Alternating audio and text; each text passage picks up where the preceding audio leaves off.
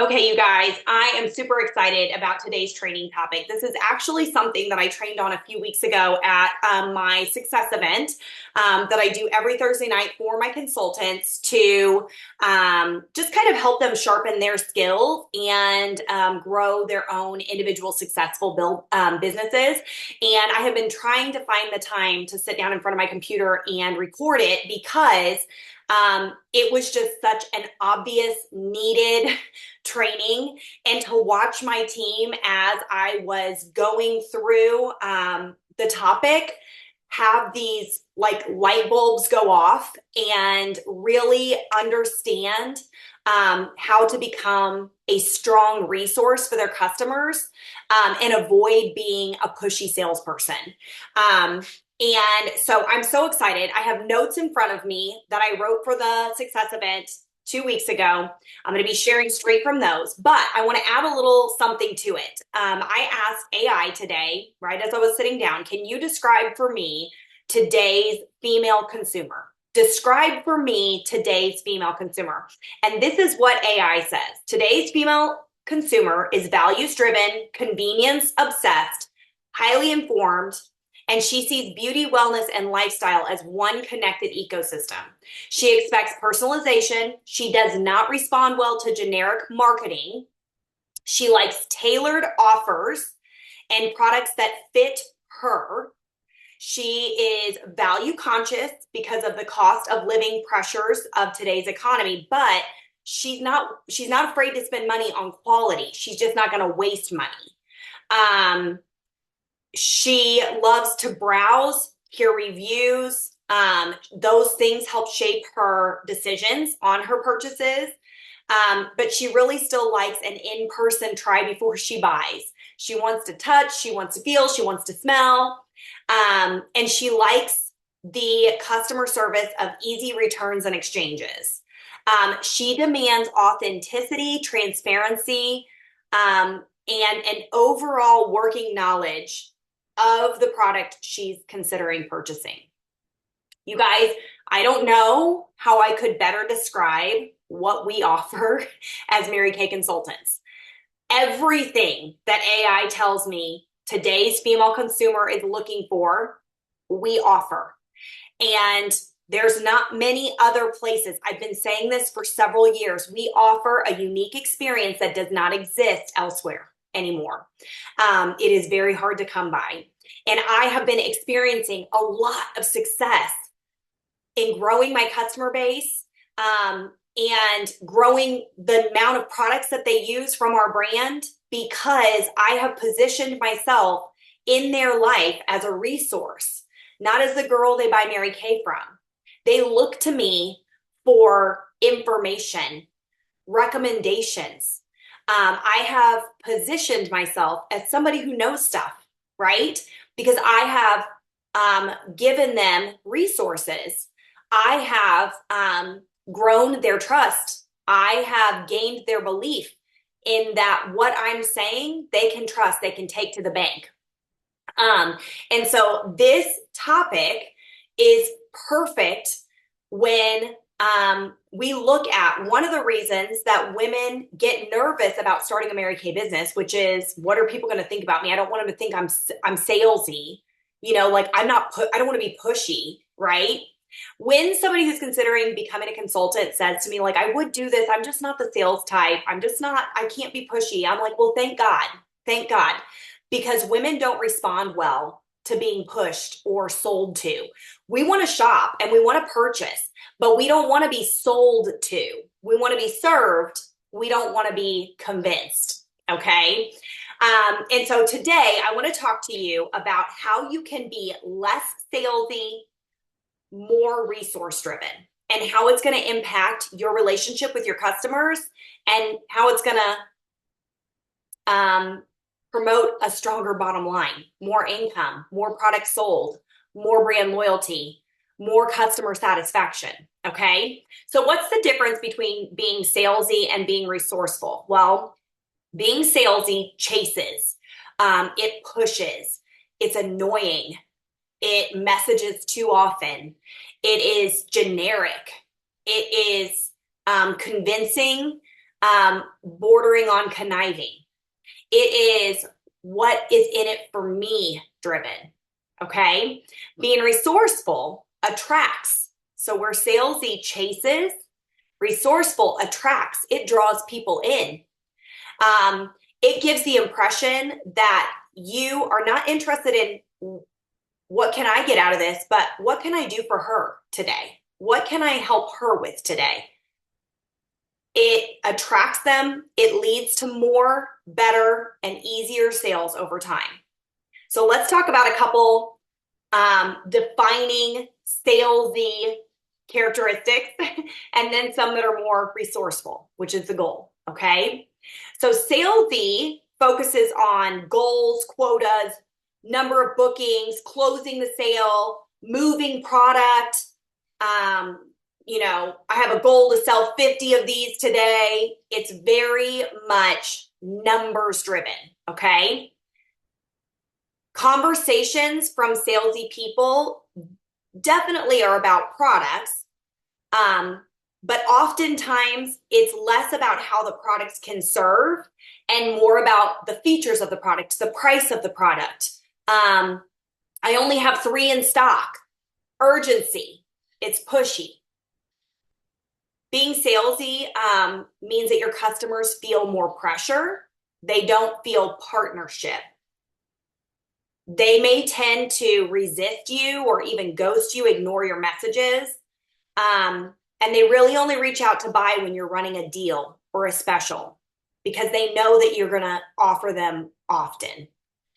Because when you're salesy, there's constant specials, generic scripts, jumping to the sale before simply listening to what it is that they're looking for.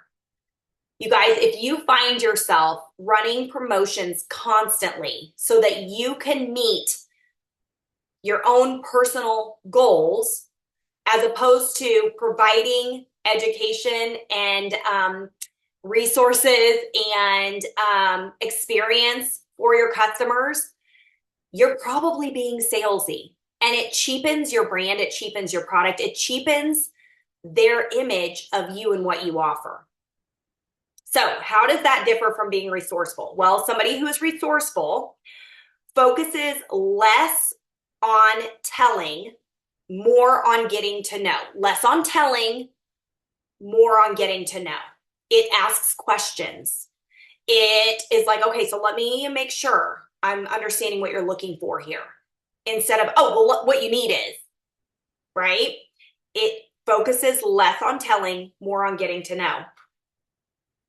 Resourceful consultants show up to educate, give options, ideas, tips. And they focus on inviting rather than sales tactics. And kind of what that could sound like a working language of both types there. So let's talk about like salesy language is leads with product. Here's our new theorem. Let me tell you what it does, whether somebody's asked for that or not, right? Whereas resourceful sounds like this. Hey, the other day when we talked, you were talking about how dry you've been, and I told you, yes, me too. And I'm doing all the things. Well, I brought you this today, and I don't know if it will help, but I think that it will because I've been using it for about a week now, and I can see a difference. It's our new Barrier Restore Cream. And when it first came out, I wasn't quite sure exactly what it was supposed to do. But basically, you put it on before you put your moisturizer on, and it alerts your skin like, here comes the moisturizer, soak it in, soak it in.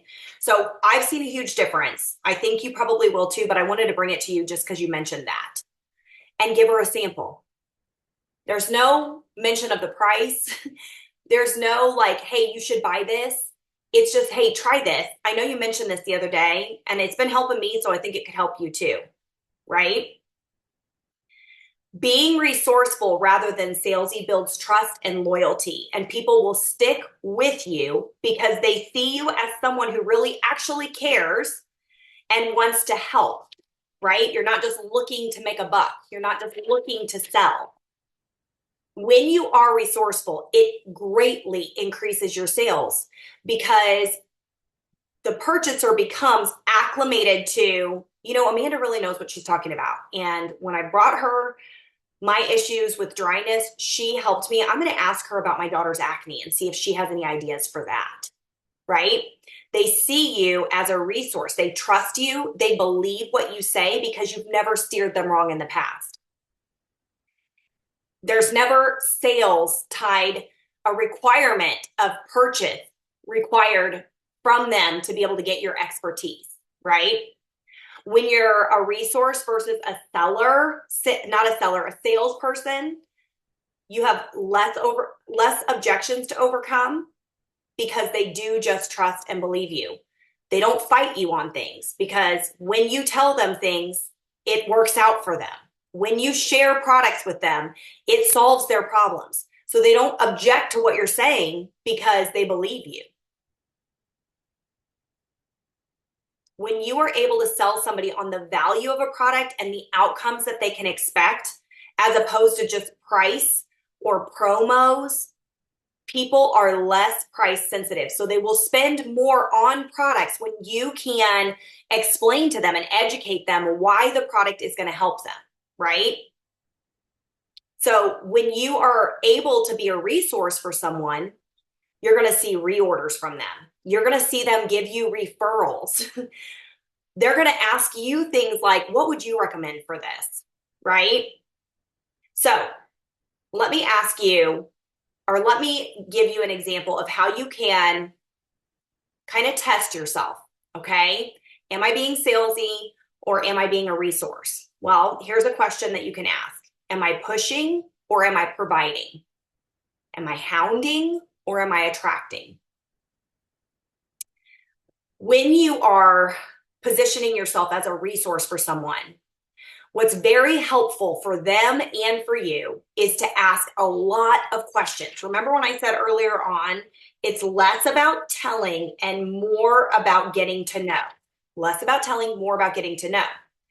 So questions that you can ask them would be things like, well, tell me what you're currently using. Do you love it? Tell me where you want to see a couple improvements in your skin. What are some things that you wish you could change about your skin?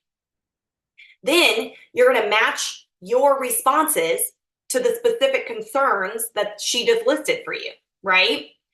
I gave this example at my training the other day that when I check people out individually, which you have to be checking people out individually because you can't be a resource for someone when the crowd is shouting orders at you, right?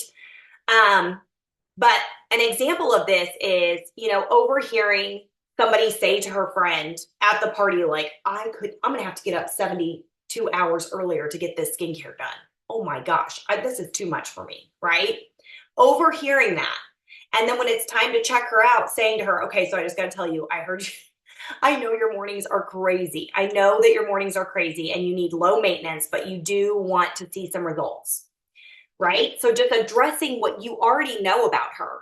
I'm not going to try to sell you on 52 steps. You just said there's no way, your mornings are insane, right? So let's do our highest impact products, but that take you less than 2 minutes in the morning. Does that sound okay? And she's like, yes, absolutely, right? Try to provide her some value beyond just the products you're selling her. You guys, if you are on my team, you've seen me do this before. With little touches, like whenever I open my party and I show them the Cadillac bag, it's my goal for all of my customers to have one of these because it makes life so simple and easy. It's great to roll up and to shove it under the bathroom sink, especially if you deal with limited bathroom space or if you travel for work. It's also good for those college girls that stay here. Sometimes they stay there, sleepovers, you have an athlete, like this bag is super handy. It unrolls, there's a hook at the top so you can hang it from the locker room. At the gym in the morning when you're getting ready for work, you can take one pouch with you. They open up really wide, so they're great for contact solution, deodorant, toothpaste. You guys, why do I spend so much time on that? I want them to understand why they need it before I ever tell them how they're going to get it, right? I don't ever mention the price in those opening statements. I just say to them, so it's my goal for all my customers to get one of these bags. You can purchase it. Most people don't. It's meant to be a gift with purchase. And at the end, I'll explain that to you, right? Little things like that. Little things like, okay, so my satin lip scrub I use every day. I keep it in my shower right next to my cleanser so I never forget about it. because I'm a lipstick wearer and lipstick can be kind of drying. And so I like to make sure and exfoliate my lips at least once a day. Now, tonight when I get home from this party, my lip liner and lipstick is still going to be on. I'll grab it and get that off. So sometimes I even do it twice a day, but definitely because it's by my cleanser in my shower, I use it at least once a day. I don't have to go into all those tips, right? They can figure out when and where and how they want to use that product.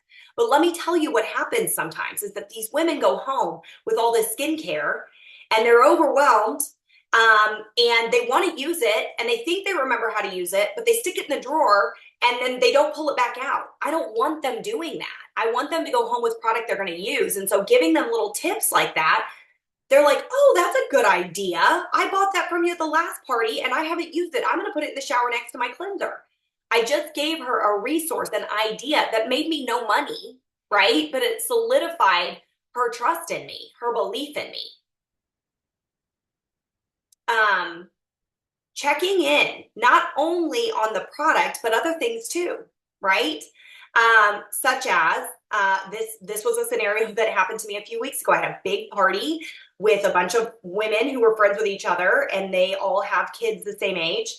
And I overheard one of them talking about, like, hey, if you can think of anything, I don't remember what her daughter's name was. We'll just say Shannon. Shannon's looking for something to do this summer. She is like, does not want to babysit. Like, she's done 3 summers of that. She's over it. She wants a job, but I don't know. We're just looking for something. She wants to make some extra money. Well, several days later, I texted that woman and I said, hey, I wasn't eavesdropping, but I did hear you talking about your daughter and that she's looking for some summer work. And she's like, yeah. And I'm like, okay, so I know you said she's not 16 yet. And she's like, no, she's not. And I said, okay, well, my husband and I belong at Meadow Lake. And they put on their Facebook page today that they're looking for people to work the snack shop at the pool this summer. So it's only a few months, but she can be 15 or older. So I just wanted to put that little bug in your ear. And she's like, oh my gosh, thank you so much. I will follow up with her on this today. And then she texted me a few days later and said, we talked to Meadow Lake. We're going to go out there and she's going to do a little interview, her first little interview. Thank you so much for thinking of us. Providing her a resource that doesn't make me any money. That doesn't make me any money. But she's going to be more loyal to me because she trusts me, because she sees me as someone who's willing and wants to help, right? Follow up. Make yourself a friend in their life, someone who has a genuine interest in them. Every touch that you make with every customer should, number 1, educate, number 2, encourage, or number 3, equip. And when you can focus on those things, educating, encouraging, equipping, they're always going to come back to you. They're always going to come back to you, right? Because they see you as a resource. I'm going to tell you about a couple different instances. Not that long ago, and if you're watching this training and you were at the success events, you're plugged in, you know that this happened. I had someone reach out to me whose sister-in-law is a good friend of mine. And she texted and said, hi, we'll just say Sandy. It's not Sandy, but hey, this is Sandy, and I am Judy's sister-in-law. And she has been telling me that we need to meet. I want to do this color analysis thing, but I wanted to see if you would be willing to do it with my girlfriend. I don't want to come to one of your events. Like, could I host one? And what would you charge for it? And I said, oh my gosh, I'm so excited to meet you. Yes, I'll absolutely do that. And it's free. There's no charge. Actually, what we would do is just if your girlfriends want to buy any of the products that I share with them, that's all it costs. The event is free. And she was like, oh my gosh, okay, let me get my friends together. Let's get a date. We set the date. She had 17 friends there, which is a big group. It's a big group.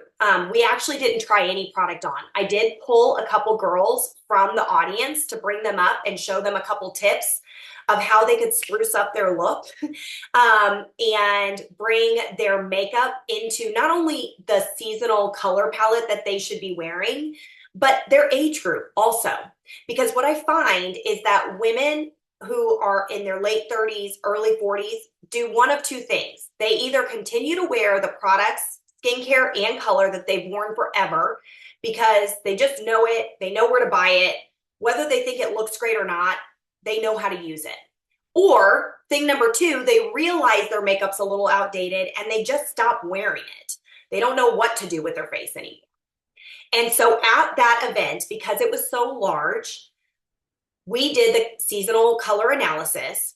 And at the end, I said, you guys, I want you to know that this is just something that I do for fun, the seasonal color analysis, and I'm good at it because for 23 years, I've been matching people's foundation, which requires me to know their undertones.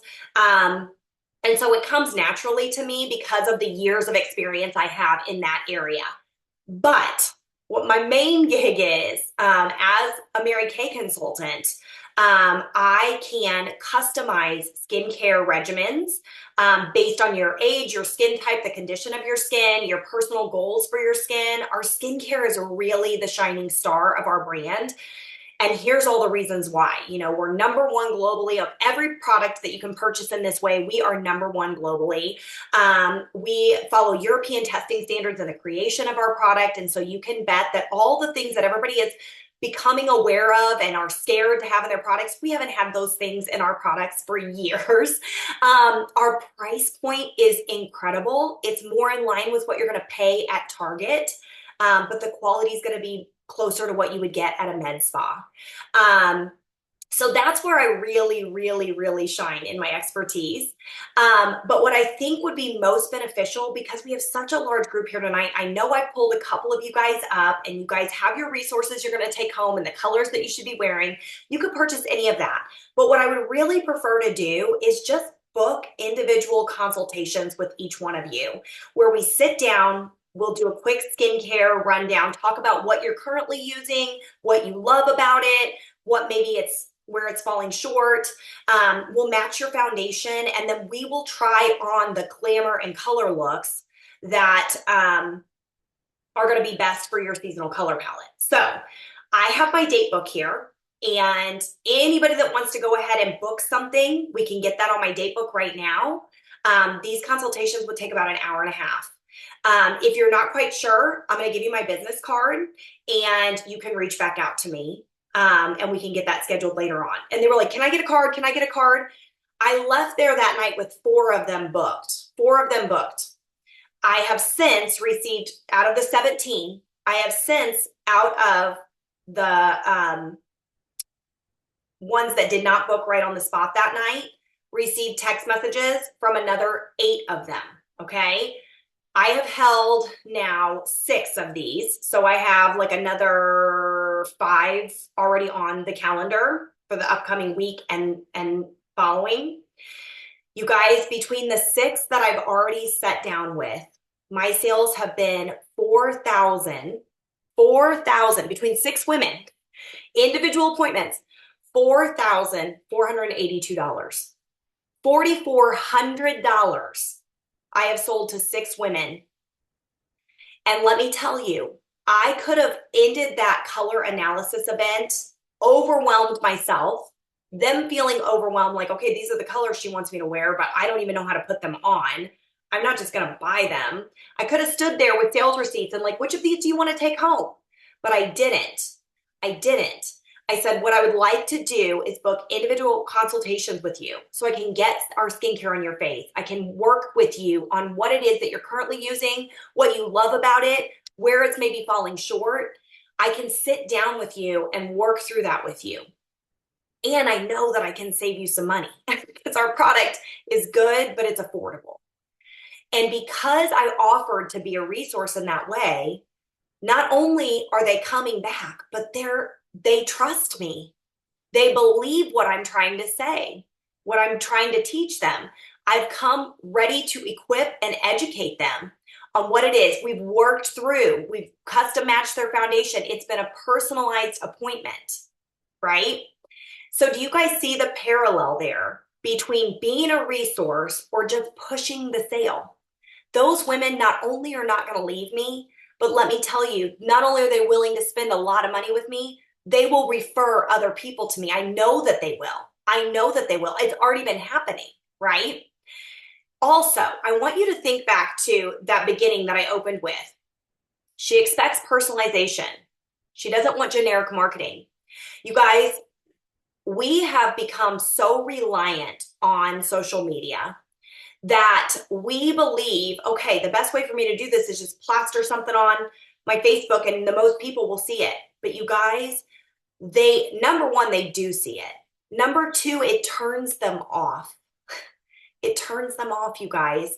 Women are too savvy a shopper for that type of marketing any longer. They're not drawn in. They're annoyed by it. They scroll right past it. It's why I recently watched a YouTube video from she's some sort of social media coach, and the topic was why your customer group is dead. Why your customer group is dead. You're posting the same that you did 5 years ago. You're staying consistent. You're putting images out there. You know, running the same specials and sales, and you're not even getting anybody to like it or comment on it. It's because that type of marketing is dead. Today's female consumer wants a resource. She wants someone to educate her. She wants to be well versed in the products that she purchases. She's not as attracted to shiny images, sparkly things. She's a wise shopper.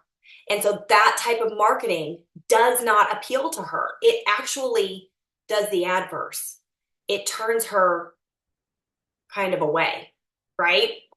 So that is why in our training a couple weeks ago, I talked about the customer group and why that kind of marketing, and my consultants are like, oh my gosh, this is exactly what's happening in my customer group.